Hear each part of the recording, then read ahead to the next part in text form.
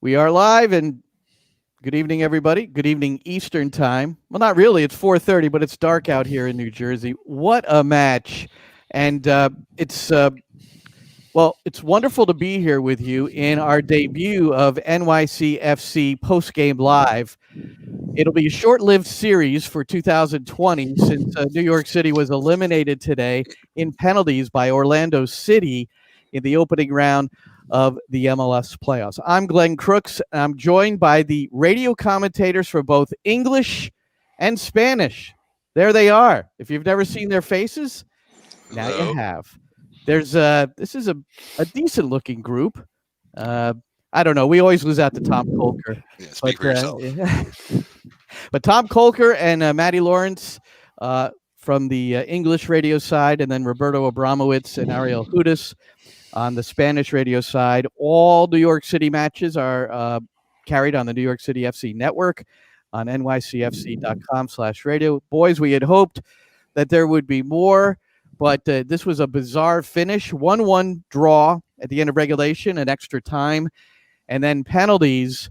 And I suppose we'll spend a good amount of time trying to figure out exactly what happened at the end. But we do have the rules, and now we understand very clearly. I don't know if Roberto and Ariel, I don't know if you guys knew exactly what was going on and understood what could and couldn't happen in the penalty kick situation regarding Galese being sent off and Brian Rowe coming back on. But, let's go to your side first. I want to be kind. Also, I want to welcome comments. So if you're watching this, please give us comments or questions. Like 0v0 Glow just simply said, "What a match." It certainly was. And I'm going to run through some of the quotes from Ronnie Dyler from his post-game presser. But Roberto, Ariel, you're first. What the heck happened? You're asking us to explain this? What happened was during the run of play, Pedro Galese stood on his head, and he made several incredible saves. The one that stands out the most to me is the one on Keaton Parks on the rebound, and he also made a great save on Medina with a left-footed shot in the second half. Those are the two that stand out mostly for me. And then all the craziness that happened in the overtime. And then New York City, I think, mentally, physically spent, as was Orlando. And you can see both teams struggling there in the overtime to try to put something together. And the game opened up a little bit. And Orlando actually, they probably had better chances to score than New York City did. And again, they didn't take their chances when they had the opportunity. They ran into a hot goalie, and there always seems to be some or reason why it didn't happen. But at the end of the day, this is a team that was built to win a championship. This is a team that had redundancy, and although you're missing several key pieces because of injury, this is what you had the redundancy for, to be able to survive that. And they were the better team throughout the match, and they should have won, but they didn't. So here we go again, and now to talk about this for the rest of the offseason, although they still have a trophy to win, because they still have the Champions League, and they still have to beat Tigres, and they have a 1-0 deficit to overcome there. What say you, Ariel? I think this is a big missed opportunity. The team, New York City, played 30-plus minutes with 11 men against a team with 10 men. They couldn't take advantage of it. In fact, Orlando seemed to be pretty comfortable with just 10 men, and New York City couldn't get around that. Of course, when you get to the penalty shootout stage, you know what Galese can bring in those kind of moments, and of course, some kind of advantage goes to Orlando in the before the shootout starts. Galese showed great confidence before New York City started shooting penalties, and I think that's it. Is a big. I think this is a big game for Orlando, but a big game for Galese. he's establishing himself as a big star in MLS. This game got that for him. Well, Maddie, the save by Gillespie, the one that really stood out to us was the Castellanos hit a firm shot, and the rebound came to Keaton Parks, and from point-blank range, Parks hit it cleanly. He had to think it was going in, and Gillespie got his right hand up, and that's a strong right hand. You have to have a strong hand to make that save. I haven't seen too many better. No, I'm with you. I think during commentary I called it world class, and I don't say that very lightly. I think that was a world class save because initially he made the error. Yes, it was a good save from Castellanos' shot, but he offered up a rebound straight down the centre of the goal. Any goalkeeper is told to parry the ball sideways. He didn't. He parried it straight back out into the path of Parks, and Parks struck it as true as he could, as hard as he could. It was on target. Initially, I thought it had just hit the body of Gillespie, but it hadn't. It was the strong trailing hand, the right hand, the right wrist. It's the wrist and the hand that's incredibly strong. And I called it world class, and I've seen it again and again. I won't change that fact. I thought it was a world class save. He didn't compound his error. He rectified his initial mistake of parrying the ball straight down into the path of Parks. And I thought that Gillespie was the man of the match. I don't think anybody can doubt that. I think he made 6 saves during the game, one of them world class, and I would say 2 or 3 of them were also very good as well. I think I'd like to know a better goalkeeper in MLS. I don't think there is one. I'm not saying that I've watched every single game that Gillespie has played, but I've watched quite a lot of him. And not only is he comfortable saving the ball, as any goalkeeper should, but he's also very comfortable at his feet. How about the one where he rolled the ball up his right foot, flicked it up in the air, and then just volleyed that it was with his audacious. left foot? I think that was over Castellanos. That was audacious. I said almost suicidal, almost overconfident in commentary, but he carried that on throughout the game. And I think he looks, I don't want to say a wonderful find because I don't know Orlando's scouting system, but he looks a wonderful goalkeeper. And he certainly kept Orlando in the game. And I agree with what Roberto said and Ariel said. Orlando were the inferior team until NYCFC were a man up. The minute Orlando went down to 10 men, I put everything on Orlando. I thought Orlando were going to win. They looked the better team. I thought mentally and physically NYCFC were absolutely shot to bits from the minute that Orlando went down to 10 men. They lost all shape. They lost all rhythm. They were the only team that was going to lose for me, NYCFC, from the moment that Orlando went down to 10 men. And we talked about it during commentary again. It's not like you don't know what you're doing as a team. You've got 11 and you're playing against 10 or you're playing against 9. You practice this week in, week out. And it looked like an alien concept to NYCFC that they had an extra man. And well, it really was. just to interrupt for a moment, Ronnie Dyler recognized it as well. And right now I'm downloading the presser from Ronnie Dyler. So hopefully we'll be able to share that for all of us to see and for those watching to see on this NYCFC Postgame Live show. But he said up to the point we got 11 against 10. Before that, we were dominant. And then he talked about losing discipline. And, those were our exact words. And all of a sudden, Orlando City is countering with good numbers and with good opportunities against a team that's a man up. It almost looked like, I don't know, Tom, if you thought it was the typical, you go up a man and you relax for a moment and maybe you become less disciplined. You take your foot off. I don't think they necessarily took their foot off the accelerator, but what did you think?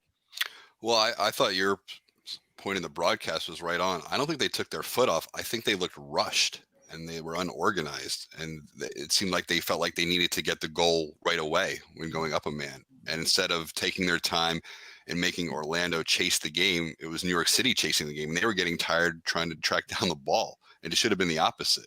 I mean, so many times you see when a team goes up 11, it's the other team with everyone behind the ball, or they're playing just one up top, and it's a row of 2 rows of 4, and they're just trying to chase the game. Then you spread teams out and you work the ball from side to side, and then eventually you find that opening and you get that shot. But it was the opposite, and really the best chance in the final 10 minutes in stoppage time was Akindelli right in front of the net. He missed a wide open net. He should have put it away. The game should have been over at that point, but he missed it. But to me, I thought, and Matt, I think echoed those comments on our broadcast. They just seemed out of sorts and rushed, and not composed in that moment when they were up a man. So it was 1-1, a great answer. So you've got Nani, and there's no question about the handball on Tinnerholm. I mean, that one you couldn't argue. He had his back to it, but his arm was in an unnatural position. That ball could have well been headed into the goal, and put Orlando up. Instead, they go up on the Nani PK against Sean Johnson, who would later save a Nani PK in penalties, which you thought, boy, that, and then, well, we've got so much of a story here as a field player goes in goal for Orlando City. But Chanot responds, and we've seen him so often unable to produce off of corners. He's oftentimes the guy that gets the first header on it, but a fabulous finish off the Medina service. So it's 1-1, 8 minutes in, and New York City really had a bulk of the play after that. What do you guys think? Didn't you think that there was going to be like a ton of goals after that? And then we got nothing.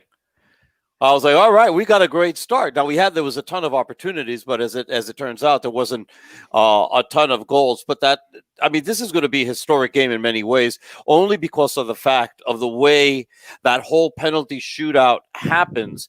Because you saw that when Galese makes the save on Castellanos, Oscar Pareja runs straight into the tunnel, into the dressing room, celebrating the victory. And then he's got to come out several minutes later for somebody to explain to him, by the way, you haven't won. And then you have a 10 to 15 minute delay while they're deciding if they can make a lineup change, which they said originally that they could. So Brian Rowe goes in, and he's ready to take. And then all of a sudden, just before they take the kick, you see Alan Chapman checking again with VAR, and somebody's whispering in his ear, by the way, you're not allowed to make any lineup changes during penalty kicks. And so then they've got to go to Brian Rowe, and they go, Brian, sorry, you got to come here. All of a sudden, he's got to come out. And then they've got to make the change, and then Schlegel comes in, and he's got he was getting ready anyway because I guess he understood the rule. And then there was a great quote by crazy. Oscar Pareja. He said that Schlegel, this wasn't planned at all. I mean, there was no Schlegel doesn't play as a goalkeeper in trainings or nothing like that. It was just on the spot. Schlegel approached him and said, I can do it. So Pareja said, okay, you go. And that's what happened. It's confidence. That shootout period, to quote Jake Tapper, was a hot mess inside a dumpster fire, inside a train wreck. That was... I like the quote, but this was fun. Except for the result, if you're a New York City FC fan. But I mean, that was crazy. After Schlegel makes the save and they start celebrating, Matt Lawrence, very astute, says, wait a minute, Orlando still has to take a kick. Yes, we did the same thing. And then I was like, well, yeah, it's 5-5 aggregate. They have to still I blew it. I fell for the Orlando celebration, to be honest with you. So, no, we didn't. We were waiting for them. I was like, wait a second. They still have to take another kick. And then they scored and then they celebrated. But we were waiting for the kick because we knew that New York City went first. Were any of you guys nervous when it was Maxey walking up to take the first kick, just given how he struggled in the past with PKs and regulation? I mentioned it, and what I said on the air was if New York City fans are nervous thinking about what Maxey's going to do with his penalty kick, giving his history, you're going to be able to get your nervousness out very, very quickly because he's taking the first kick. Look, and then, of course, he shatters the crossbar. I'm happy to admit that when I saw him walking up, I was full of confidence. I thought he looked confident. I thought he didn't seem nervous in any way. I was totally happy with the way he placed the ball, his run up, everything. I thought he looked full of confidence. And so normally you can tell in a player's eyes and their run up how they're going to approach the penalty, whether they're nervous in any way. I agree with Roberto that, yes, we know Maxey has struggled, but just the way he approached that penalty, full of confidence, he looked like brimming with confidence. I was 100% positive, obviously wrong, but I was 100% positive that he was going to score. I just thought the way he approached it all was just full of confidence. As a 33-year-old guy who's been there and done it, I thought he was going to score. And yes, it's only a coat of paint, as they say, but I said it on broadcast. To miss the target in a penalty shootout and on a post strike, obviously from 12 yards, if you miss the target, it's sacrilegious. Any goalkeeper can save a penalty, any player can miss a penalty because the goalie saves it. But to miss the target is sacrilegious. You cannot, the one thing you can't do is miss the target. It should be impossible to miss the target. The goal's right there. You've done it a million times. I know that's what pressure is. Look, I wasn't the first one when I was playing to step up and take a penalty. But I would just go back and say, I thought Maxi looked oozing with confidence walking up to take it. Obviously, maybe too confident. I thought he did everything virtually right. The goalkeeper normally moves on the initial penalty because he wants to make a name for himself. So he'll always go right or left. Maxi goes straight down the middle, another 2 inches underneath, would have hit the underside of the crossbar and gone in. But yeah, it's a real shame. And I think from then on, I thought it was going to be very, very difficult for NYCFC. You're always likely to miss one other as well. And all the pressure was on NYCFC. I just thought the pressure of the occasion got too much for them because they know, and so many of the players know or have been through it, how bad they've been in previous playoff games. And that's the thing that got me. The pressure for me got to them. Let me ask you a question, and this is for the panel. What was your gut feeling going in? I once the game started and they got to overtime, right? And the way that the 10 minutes they got to play 13 minutes of regulation, yep. Even though the red card was in the 87th minute. They got to play 13 minutes of regulation. And once the teams got to overtime, my gut feeling on this was that New York City is going to find a way to lose this. And I don't know if you guys, what your thought on this was, but that was my gut on this because you have a history, okay, of this team finding ways to lose games that they should win, right? And that's normally the difference between really good teams and not good teams, is that good teams find ways to win games. Teams that aren't good find ways to lose games. And somehow, somewhere deep inside me, I figured there was something that was telling me New York City is going to find a way to lose this game. And I was hoping to be proven wrong. I didn't think in those terms. I did think that Gillespie may have had the advantage over Johnson as a penalty kick shot stopper. That is one thing I believed. I know how great Gillespie is. Sean Johnson, we've seen him on both sides of it. Sometimes where we're like, man. And then other times like he saves Nani. I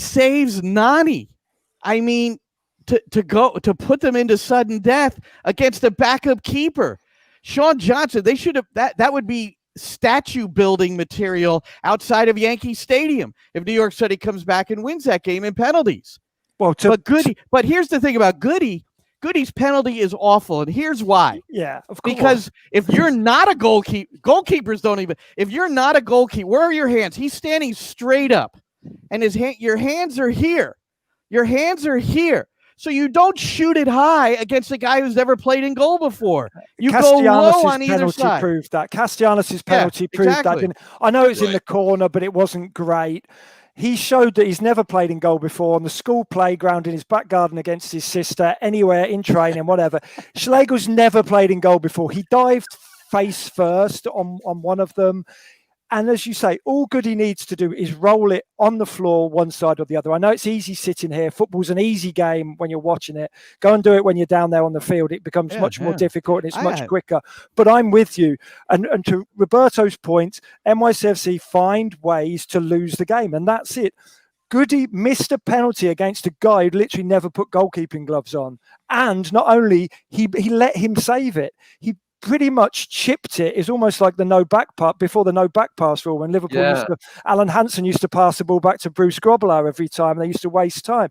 He's pretty much hit a back pass to Schlegel. And I know that sounds bad. I know it sounds derogatory, but it is. Roberto said it. NYCFC find ways to lose games of football when it really matters. And they found a different, even more complex way by missing a penalty against a guy who's never strapped on goalkeeping gloves before in his life. DJ is watching on YouTube. While you're there, subscribe to my YouTube channel, DJ. DG. DG, by the way. DG. But DJ is not going to subscribe because he's not on. No, but DG, we're gonna put your note up, but we're gonna handle this a little later. He wants to know thoughts on who stays, who goes, and who they bring in for next season. I think that's a good way to close. So you have to hang in there with us because we've got to stay on this PK thing. So here, these are the kinds of things, and look, it's an emotional situation. As we mentioned in the broadcast, I'm sure you guys did, playing that long in that climate, you lose things mentally a little bit. But for either Goody or someone, a teammate, or somehow not get word to him that he's got to hit that shot low, I don't know. How does he not know this, though? Yeah, How does he not know this? I don't think any teammate needs to point that out. I think you know that. Blimey, you only needed to look at how Schlegel dived for the one, the Castellanos penalty as well. It's just sheerly obvious. Just hit the ball hard and low. That is it. You virtually could have hit it straight down the middle. It didn't matter.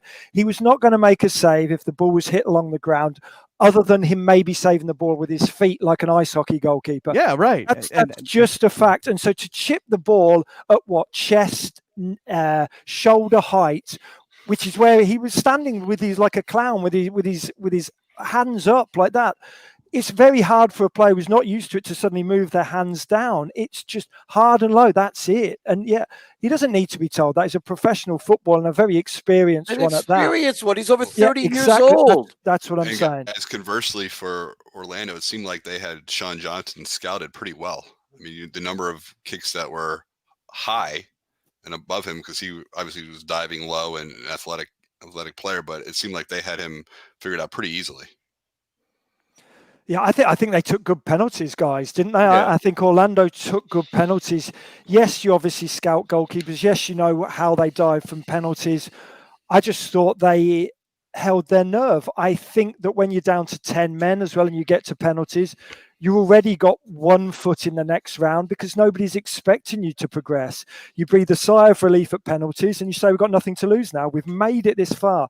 They played a half of football with only 10 men. The 13 minutes of regulation, because of the 10 minutes additional time, 13, plus 30 minutes, obviously, of extra time. So 43 minutes, basically a half of football with 10 men. If you cannot break down 10 men, you don't deserve to go through to the next round. And I think Orlando thought that going into the playoffs. And I just thought they were more focused, and mentally the pressure was off them. And I think the pressure was more on NYCFC because of what's happened to them in previous postseason escapades, whether it be against Toronto getting battered 7-0, whether it be against Toronto, was it last season when Matarrita gives away the silly penalty, whatever it may be. They have got a mental block right now, NYCFC, of doing as well as they should in the postseason. And you look at it, and this is an experienced team. You look down at the starting 11, the majority of those guys have played in 2 or 3 of those postseason games as well. The pressure shouldn't be on them so much in terms of they've been there, they've done it, they know how to handle the pressure, but they couldn't. And as I say, I will revert to Roberto's phrase of NYCFC find ways of losing games of football. And it's such a true point. Good teams find ways to win when they're playing badly. NYCFC find ways to lose when they're playing well. And that's a massive indictment on coaching staff, players, whoever you want to look at, everybody. If you're having 26 shots in a game, 7 on target, you're controlling the possession, and you still find a way to lose, so something's going wrong. And it's not your ability, because they've proven time upon time how good they are as a team, as individuals and as a team. They fought back from 1-0 down within 3 minutes. It's the fact that when it really becomes paramount that you have to take your chances. Keaton Parks, Medina, whoever. Yes, Gillespie was fantastic, great, but you've had 26 shots, 7 on target. You've got to score more than 1 goal. And this is not being pessimistic, cynical, negative. It's just a fact. If you can't win games of football when the pressure's on, then you've got a problem as a team, as an organization, maybe more than just a team of players. I want to get to something that Ronnie said, and I'm trying to download a portion of his press conference. So I'm continuing to try here. And I really wanted you guys to hear this part, but I'll do the best I can if I can't figure out how to get it on the air for everyone to see. He was perturbed about the Anton Tinnerholm situation because, as he put it, I want to get this right. He was told 10 minutes after Anton, he said someone who was not at the game made a decision about Tinnerholm. It wasn't the physicians hired by New York City FC or by MLS at the site. I'm not sure what their who was there from MLS or who wasn't there in terms of doctors. But and then I asked a follow-up saying, well, who are the, because he mentioned it a couple of times, and I asked him, who from off-site told you that Anton Tinnerholm had to come out of the game? And he goes, I don't know. He goes, I don't know. He said, I don't understand how crazy the situation was. And at first he said, I don't want to comment. But then he said, Anton has to go off, and we're going to control the players with computers. This was his quote. So I suppose the obvious thing is that somehow there's some metric that that led to him eventually coming out of the game. But he said, you know, the thing is, why did he go out and play 10 more minutes if he had to come out? Well, I said at the time, you noticed that he twitched. Anton Tinnerholm, when he hit the floor, he then twitched a little bit. And I thought, that's not a good sign. I didn't know whether he'd been knocked out, but his body noticeably twitched on the floor, and that's a bad thing. But as you say, you then bring the player out straight away.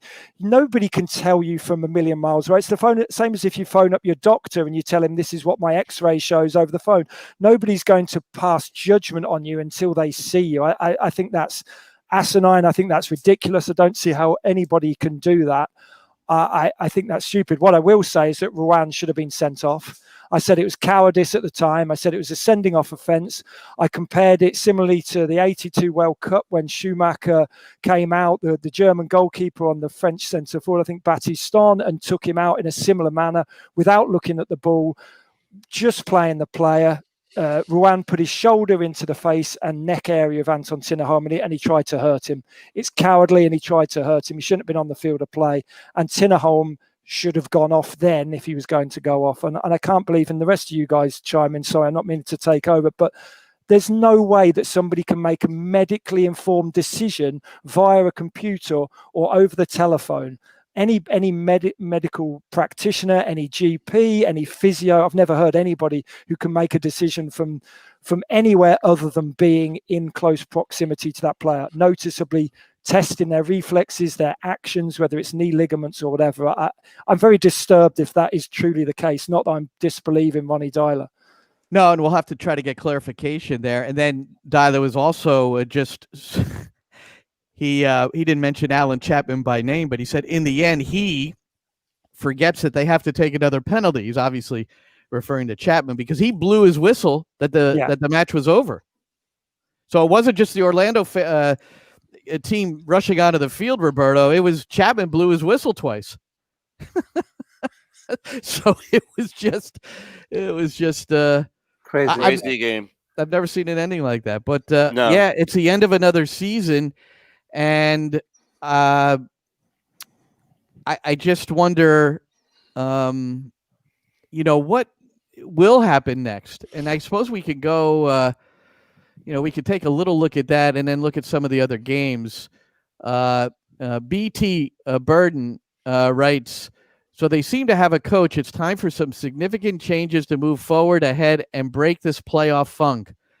What should be changed priority in your opinion, guys? And I'll put their BT Burden is now famous or Durden.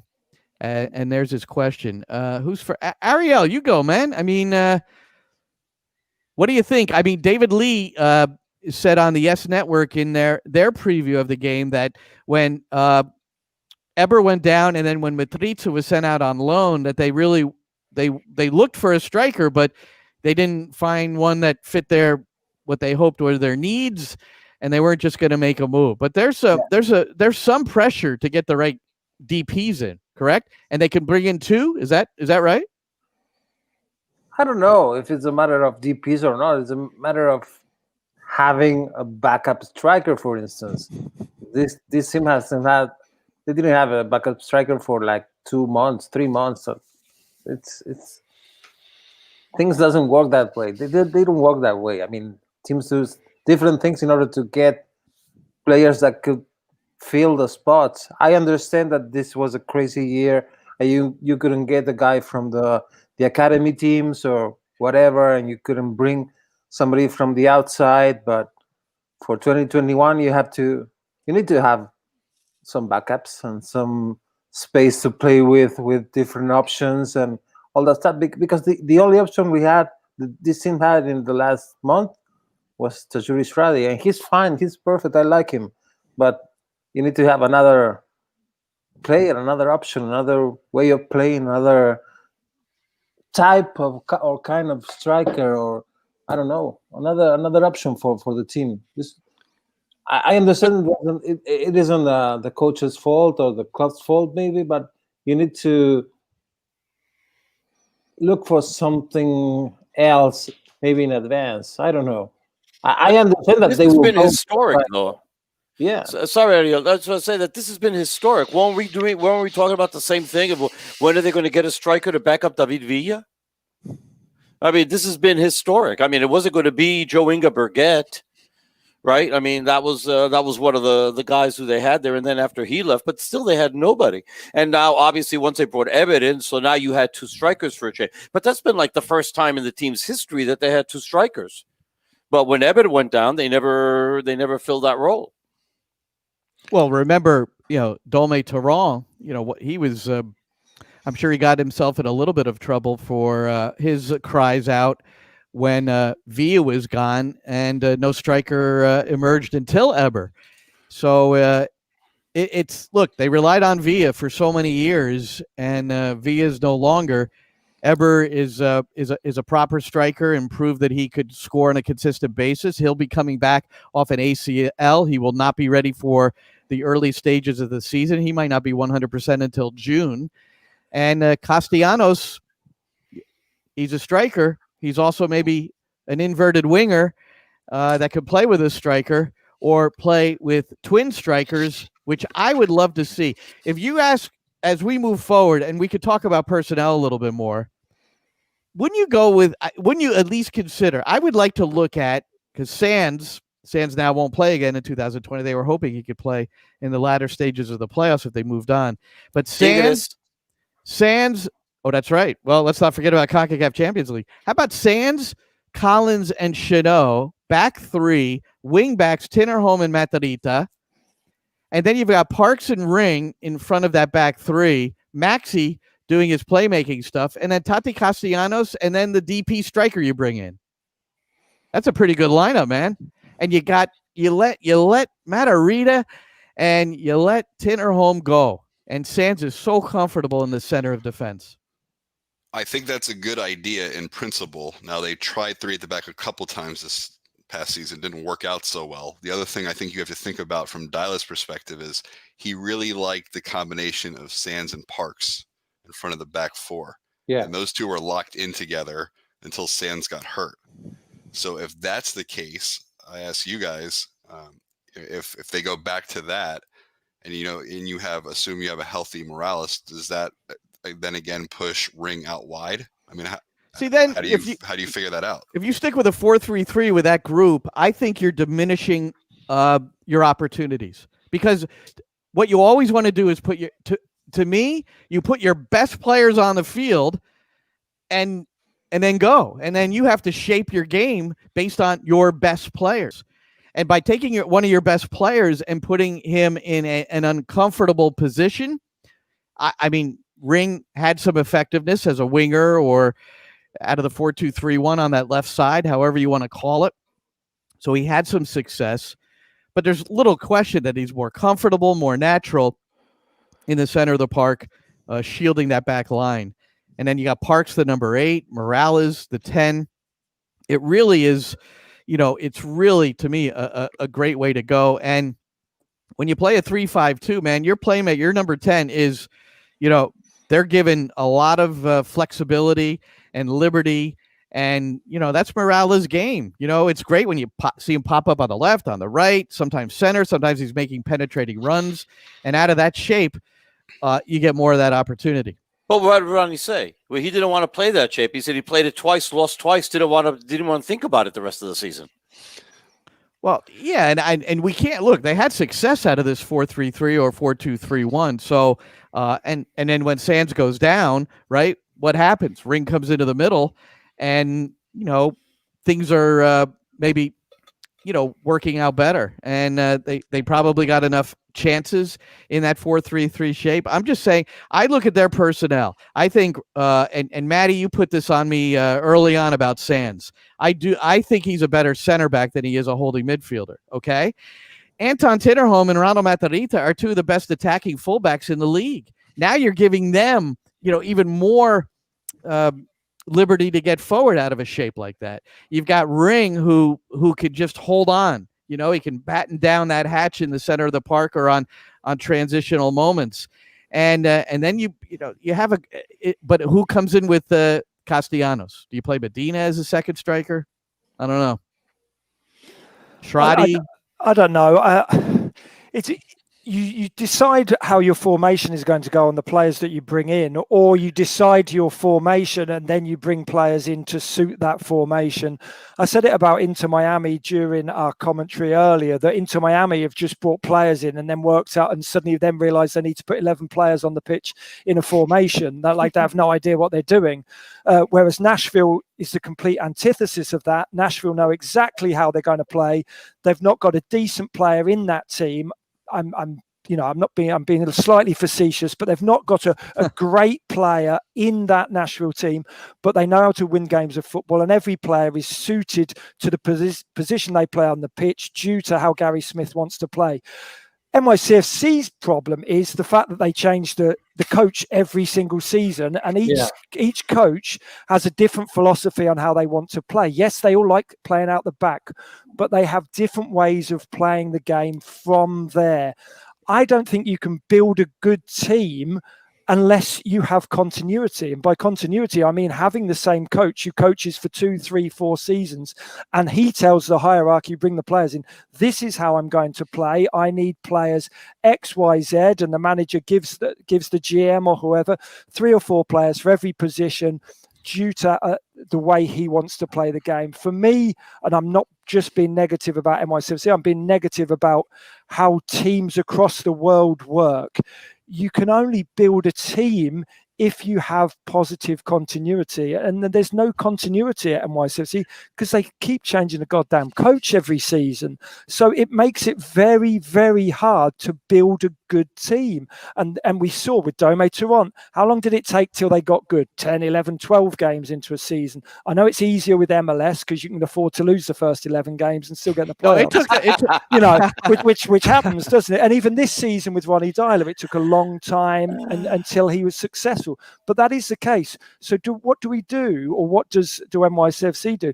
If they keep Ronnie Dyler in, he has to say, we're going to be playing 4-3-3, and this is how we're playing. So we need to play inverted. We need to bring in inverted wingers that play like that, or we need to bring in centre halves that play like this, or fullbacks that play like that, or our DP centre forward. And I'm with Ariel on this. It doesn't have to be a DP. You don't have to spend 7 million on a centre forward. You need the players to fit into the spaces of how the manager wants to play. And Gary Smith's doing a good job. I'd love to see the wage bill at Nashville in comparison to NYCFC or Inter Miami or Atlanta as it used to be. I bet there's a massive disparity there. It's not just down to money. It's down to continuity and building a good team and breeding winning as well. Hey, one moment, guys. Jazzy Zardes scored in the 68th minute, and then Brian White in the 90th minute. I don't know how much stoppage time. They're in the 7th minute of stoppage time at Mopfre. And they're Columbus, supposed to give 5, but Pendant got hurt, so he was he was down for about 3 minutes. It's 3-2 Columbus over the Red Bulls, and the Red Bulls had 2 great chances to tie the game. It's over. Red Bulls is congratulating Columbus Crew right now. All right. Oh, okay, so you're ahead of us. So Caleb Porter didn't run off the field down the tunnels like Oscar Pereira? Schlegel's just about to go in goal for Red Bulls. Yeah, he's getting his gloves warmed up. Let me ask you guys this. Because Ariel said, and Matt, I think you agree to some extent that you don't need a DP. But do you guys think that Castellanos and Medina showed enough, maybe the final third of the season, to say that their game can can advance to the next level coming up in 2021, where they can really be consistent on the offensive end, be real threats scoring wise, so that you don't feel like you have to go and spend $7 million on a center forward? I think it depends how you're playing things, doesn't it? And again, it's about continuity. Look what Peter Vermees did at Sporting KC. They were never, certainly the 2 seasons before this season, they weren't highly successful in the postseason until they brought in that big time DP. And yes, they brought in the big time DP and spend the money. So maybe you're thinking that's going against what I'm saying, but it's just the continuity. They waited until they got the person that fitted into the team ethos of Peter Vermees and Sporting KC. They spent, 2-3 seasons without a big time centre forward. When they lost Dom Dwyer, they then went with Kyrie Shelton, who we know very well, and players of a similar ilk who aren't anywhere near up to the standard of Pulido, who they've now brought in, who's proven to be massively successful when he's fit and on the pitch. Again, it's down to continuity and making sure that the person you bring in, and if you spend that money on the DP, he fits into your team ethos. And if Ronnie Dyler brings in that guy and says, yeah, this guy fits into how I want to play, you don't then sack Ronnie Dyler 2 weeks later and the new manager comes in and decides that the $7 million centre forward doesn't fit into the way he plays. I do think such a large part of it's down to continuity. And I know that's simplistic. It's not just that easy, but even look at Jurgen Klopp at Liverpool.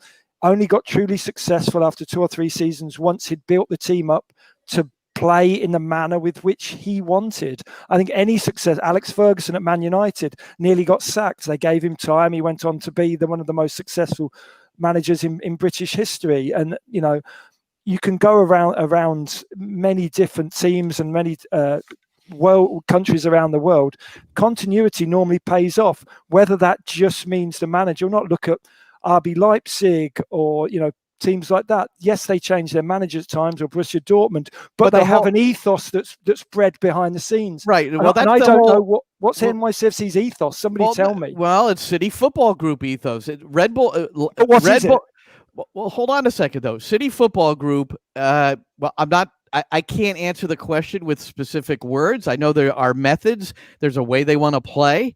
And I think I just spoke recently with a guy named Des Buckingham, who's the assistant manager at Melbourne. And he says he sees, there's through those satellite programs, there's an expectation of, we'll just call it possession soccer. Yeah. But it's beyond that. Building out of the back, building from the goalkeeper. I mean, there's certain things that are expected from these teams, but I don't know if you could clearly say there's an ethos or an identity with this New York City FC team. I want to try something. It's really only the first minute or so of the Ronnie Dyla post-game press conference. Maybe we can get a sense of his frustration. I have not previewed this. I know Dylan Butler, our friend from MLSsoccer.com, had the first question. Let's see if this rolls. How do you sum it up? What were the words to the boys in the locker room afterwards? I would say anything because I'm very, very devastated. Of course, it's tough to lose a game like this. I think we did a really, really good game up to we get to the 11 against 10. We controlled them good. We had more chances than them. I felt we were the dominant team. And after they get 10 men, I think we lose focus, we lose discipline, we lose organization, and then I think they were more dangerous than us almost in that period. And we tried to do different things, but we couldn't open them up, and we didn't get that chances. We had our chances, of course, but and we should have won the game. But at the same time, I thought we should have created more than we did when we were half an hour with one man more. The penalties is. Yeah, so you could sense his frustration, and especially with not being able to take advantage of 11 versus 10. And part of what we talked about on the broadcast is teams train this way all the time. Man down, man up, 2 men down, 2 men up, just for tactical reasons, not necessarily playing against a team that might lose a player or you might lose a player, but you have to be ready for those situations. And their lack of ball movement, well, you could see. I mean, that's where the game, you could kind of feel like that's where he thought the game was decided, that it didn't take advantage of that. as a group, do we think the team looked physically shattered, though? Do we think that the team looked incapable of taking advantage of that extra man? For me, I thought the team looked inferior in terms of pure fitness. Was that due to the conditions? Was that due to Orlando being fitter? What do other people think? I honestly thought it was nigh on impossible mentally and physically for NYCFC to take advantage of that extra man. That's what it looked like to me. And it's for 43 minutes. We've already established that. I think that physically, I think the team was a little bit shot. I mean, the fact that you had to take Alex Ring off. Yeah. I mean, that shows you it's the conditions. I mean, Orlando's used to playing in the oppressive heat and humidity. And although it wasn't terrible heat and humidity, right? It was 81 degrees, not 91 degrees. It was 68% humidity, not 90% humidity. But still, when you're coming from cool climate and then you have to go deal with that, and then you're dealing with it for 120 minutes. Look how cramped up Callan's got at the end of the game, that he walked off as a robot almost because he couldn't go anymore. So I'm not going to put that on the team as far as not being physically fit. I think it has more to do with, having the home field advantage and having those conditions in your favor. And it's harder for a team that comes from a climate such as New York City to go down to there and have to play under those conditions. And then it wasn't just 90 minutes because New York City was the better team for 87 of those minutes. And it looked like by a substantial margin, although it wasn't reflected in the score. But once overtime came and all that, even the 10 minutes of extra time, New York City, I think, both teams, were laboring. I don't think it was only New York City. I think both teams were laboring. And the players that gave it a little bit more livelihood were the players that came in to be able to change. And then, one of the better physical guys for New York City wasn't on the field anymore because they had to take out Tinnerholm. Because Tinnerholm can run. Doesn't matter what the condition is. He can run all day. I mean, he's just an incredible specimen. And as I said on the broadcast, he's the team's MVP. So obviously you wound up losing a lot once he left the field. Nothing against Ibeaga. You went on a limb on that one, Roberto, naming him team MVP, baby. No, I can't really, disagree. I know, a real limb I went on that one, yeah. Were you guys surprised? Hey, wait a minute. As long as they did Hold to on. bring in, Who has this? Huh? Who has this? I have it, but they sent it to me in the wrong size. I'm not a large. Me too, but I squeezed into it. So you squeezed into a small? I did, but I'm well. Mine's large. I'd be swimming in it. I've got a. But never mind. all right. Let's not go there. Move on. Let's move on. Were you guys surprised that they waited as long as they did to bring in Trotty? I mean, we started to have the conversation around I think I asked Matt around the 60th minute, when did we bring him in? And it obviously didn't come until very late in the match. Is that something you guys were expecting on the Spanish side or a little earlier? Ariel. We were thinking about it, and we were thinking about what happened a year ago when NYCFC played Toronto. And Dome waited for the very last minute almost to make changes and prepare for the extra time. And then Toronto scored and everything ended up abruptly. So we were thinking about that, hoping that Dyla was not going to do the same thing. But I don't know, actually, if Tajuri would have changed many things if he would have been earlier on. I mean, in minute 70 or something like that. I don't know, actually. I don't know. I don't think so. Trotty was not much of a factor tonight. I mean, so if he would have come in the 70th minute, I don't think it would have made much of a difference. And I think Ronnie was pretty comfortable with the team that he had there and how they were playing, that he didn't want that he felt that they were going to find a way to get a goal, because, I mean, they were getting opportunities. They outshot them. They outshot them on goal. They did everything except to put the ball in the back of the net from the 8th minute on. But as it turned out, Judy Strati really stayed wide in this game. I mean, I don't remember seeing him in the middle often at all. Medina came a lot more to the middle, and I was sort of surprised that Tajuri Shradi didn't come more to the middle. From the comment section, John Densa, and we did cover this, he said, have you guys spoken about the first Huon challenge on Anton Tinnerholm? Didn't we talk about that? Yes, we did. Yeah, Matty, you thought that should have been red, correct? Yeah, it was a straight red, 100%. He didn't play the ball. He threw his shoulder into the face of Anton Tinnerholm. It was cowardice, wasn't playing the ball, knew he was playing the man and meant to hurt him. And that's just a fact. And I can't believe that that VAR didn't overturn it. And I said to you in commentary, I was somebody who played aggressively as a player. I'm somebody who doesn't like players being sent off. But I thought that was, without a shadow of a doubt, a red card. I compared, as I say, we said it earlier, compared it to Schumacher on Battiston in the '82 World Cup. Slightly different, but not massively different. It was the same intent. Yes, Battiston suffered worse injuries than Anton Tinnerholm, but it was very similar, as in somebody not playing the ball being nowhere near, not looking at the ball and just trying to hurt somebody. And the fact of the matter is that Rohan was trying to hurt Anton Tinnerholm, and if he says any differently, then he's a liar. Well, then you saw the play that he winds up getting a straight red. Yeah. And that was with a challenge on Mackay Steven. Mackay Steven. Now, I thought that Chapman did a good job there. Yes. Because Mackay Steven for sure commits a foul there. Or not a foul, but I mean, that's not a good play by Mackay Steven. He purposely put both hands on his ribs and with force pushed him down. And I can understand Rand, getting upset at all that. But then Rand, planted his cleats right into his knee. And, that is a straight red every day, all the time. So, and I thought that it was a yellow card for Mackay Steven and then a red. And I thought that Chapman handled that very well, although it took a long time to do. And VAR said that they were not consulted on that play.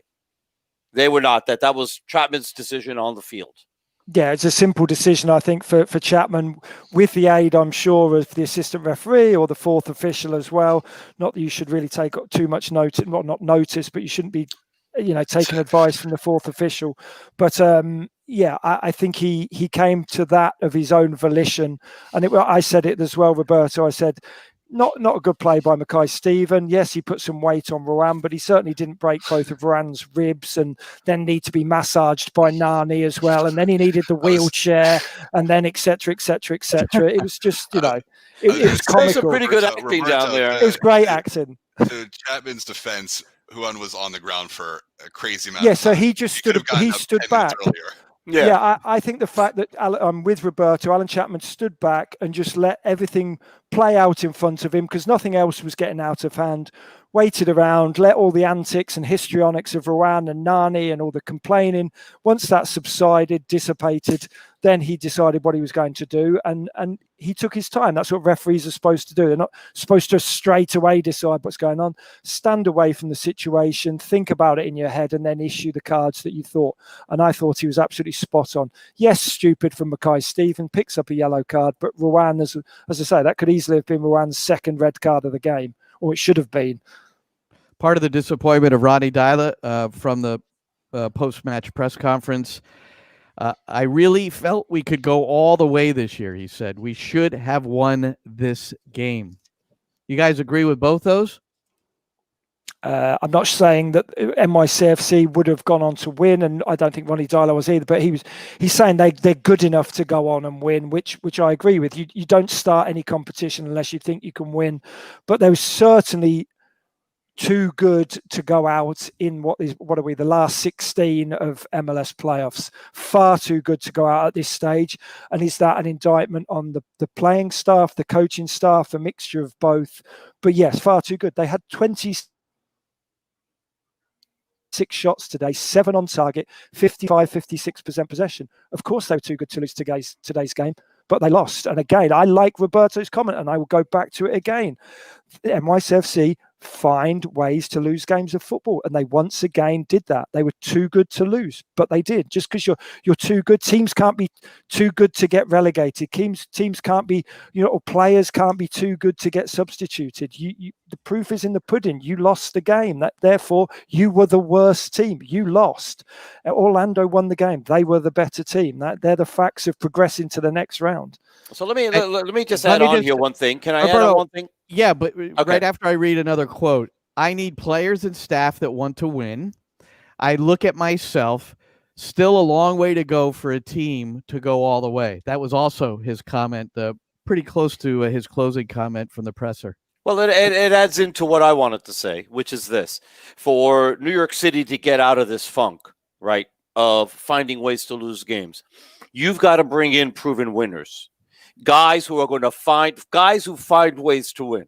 And that's the type of player that you need. Guys who have known how to win, have proven they know how to win, and that they can take a team like this and put them on their shoulder and say, we're going to bring you to the finish line. And that's the type of player that New York City has to go out and get when they start looking to retool this team, whatever adjustments they're going to make. And they don't have to make a ton of adjustment. It's not like you got to throw everything out. This is a very, very, very good team. But you need one or two key winning players who have the right mentality, who have won before, and to bring it into this locker room and say, hey, guys, this is what we're going to do to win. This will never happen to us again.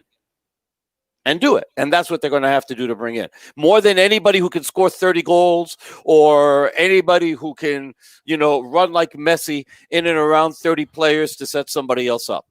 That's what you need. Dialog said, quote, "We are not a winner. We haven't won in this club yet."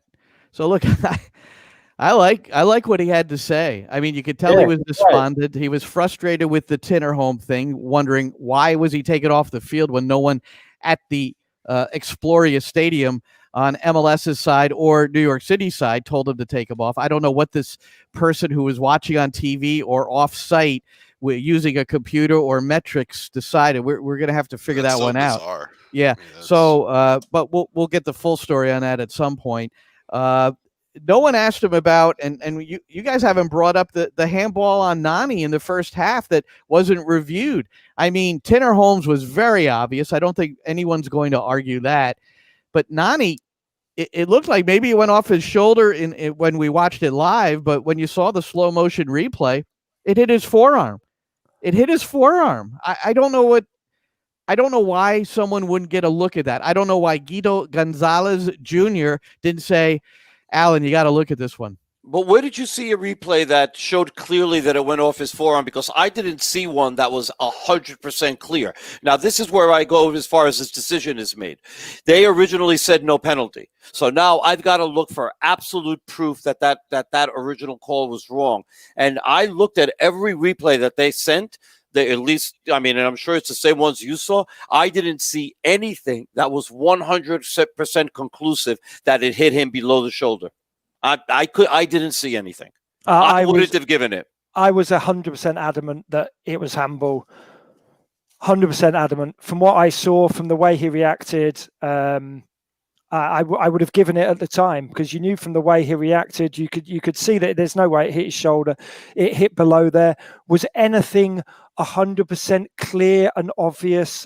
I'm not sure, but I knew full well that hit his arm. I thought it did too, just by the way he reacted to it. Exactly. And I said that on the air, but that's not proof.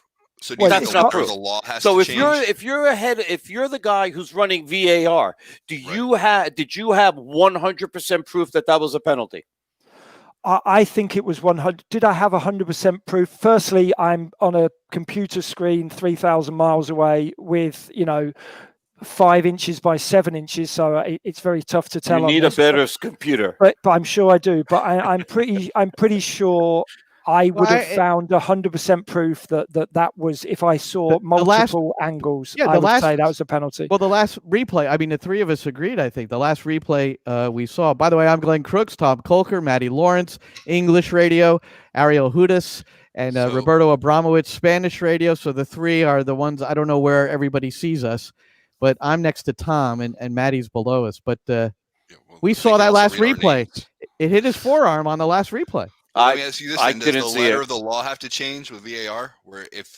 Does it have to be 100% conclusive that if you think, hey, it's worth a look, not sure if it's 100%, but it's worth a look, go take a look. The wording is clear and obvious error, isn't it? And I guess what Roberto's saying is that he couldn't be sure there was a clear and obvious error because of the pictures that he saw didn't say it was a penalty. Yeah, there's no 100% anyway. It's clear and obvious error. And the reverse of that, if he had called a penalty, there wasn't clear and obvious error that's a fair it wasn't. and I would have said the penalty should have stood. I don't think VAR could change what was called on the field, whatever that was. And in this case, they said no penalty. But if they had called it a penalty, VAR couldn't change that either, because there was nothing conclusive that VAR. And that's the limitations that you have in MLS that you don't have in England per se, or in Spain, or in other countries where you have, 20 cameras versus 8 or 10 cameras. I don't know exactly how many they have. It may be an exaggeration either way. No, But you're It's, right. they have like 14 for regular games. They had over between 10 and 14, and they had over 20 at the MLS's back tournament. Like if we were in Orlando But that for was that ESPN. tournament, Right, but local ones, okay? So this was a local game, although sure. it was Univision. But I don't think Univision's sending extra cameras to that. And there was Why not? Why not? Because it costs money. They're not even sending their announcers there. They're definitely not sending extra cameras. So if they had cameras on the other side of the field pointing towards that, you would have gotten a much clearer look at that, and then you can make a better determination if it was a handball or not. But I couldn't change the call based on what I saw. All right, I think I have another Ronnie Dyla clip queued up here. If it's the same one that runs, then people that may have joined us along the way get to hear the whole thing. Okay, so here you go. How do you sum it up? What were the words to the boys in the locker room afterwards? I haven't said anything because I'm very, very devastated. Of course, it's tough to lose a game like this. I think we did a really, really good game up to we get to the 11 against 10. We controlled them good. We had more chances than them. I felt we were the dominant team. And after they get 10 men, I think we lose focus, we lose discipline, we lose organization, and then I think they were more dangerous than us almost in that period. And we tried to do different things, but we couldn't open them up, and we didn't get that chances. We had our chances, of course, but and we should have won the game. But at the same time, I thought we should have created more than we did when we were half an hour with one man more. The penalties is. Yep. All right. So it was the same clip from earlier, but if you weren't with us, It's you a good got to one. see it. Yeah, it's a good one. So there was a lot there, and I do know that Keaton Parks came in afterwards. So at some point later on, we'll run some of that through our social channels, and you can always go to at NYCFC, and they'll have a lot of that material as well. Well, boys, this has been, unfortunately, we have carried our last broadcast in 2020 of MLS. Not necessarily. You didn't let me finish, but thanks. No, anyway. you did. You came back and added it in, which is very different. We're watching you, by the way. We're hearing you. Don't say that I didn't let you finish. You finished, and then you added in as you thought about it, as I was about to interrupt you, because you were not going to mention that we might be here We for can't. CCL.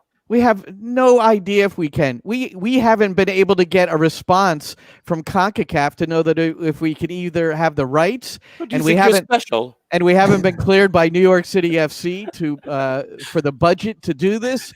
So we're about 0.001% away from doing those broadcasts. But in the event that all the things come together, normally at the last minute with this sort of thing, Yes. then we will carry the games. But it's been fun, guys. You know, it's unfortunately we haven't been able to be be on the road together.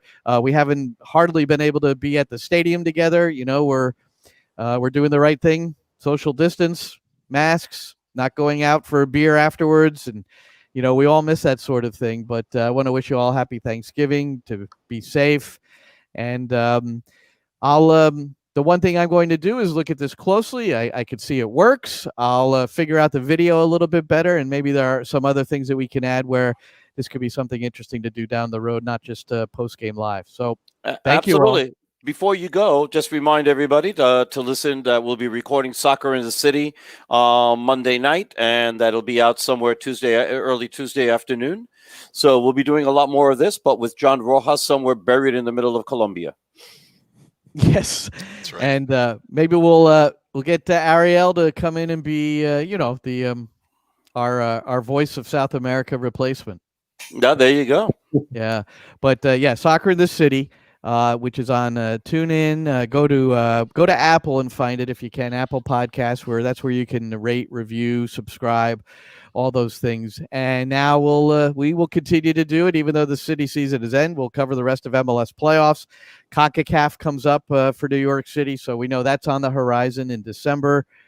And they're going to play Tigres down a goal, but on a neutral field, right? So they're playing at Exploria, correct? Yes. Yeah. So they get to go. Oh, the omens are good then. If it goes to penalties, that's good. Tigres is going to sign Schlegel. Yes.